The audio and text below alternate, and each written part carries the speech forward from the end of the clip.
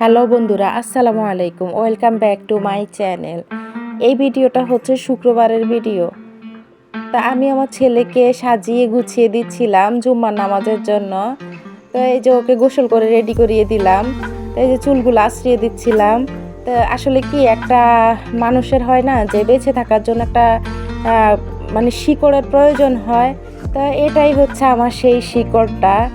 তো এই যে আমি আমার ছেলেকে রেডি করে তারপরে এই যে মসজিদে পাঠিয়ে দিব এখন। তা আমার এই বাচ্চাটার জন্য সবাই দোয়া করবেন। আমার ছেলের নাম হচ্ছে আল মারওয়ান জিহাদ। তা আপনারা সবাই মারওয়ানের জন্য দোয়া করবেন, আল্লাহ যেন ওর সামনে চলার পথ অনেক সহজ রাখে, আর আল্লাহ যেন আমার সন্তানকে মানুষের মতো মানুষ বানায়।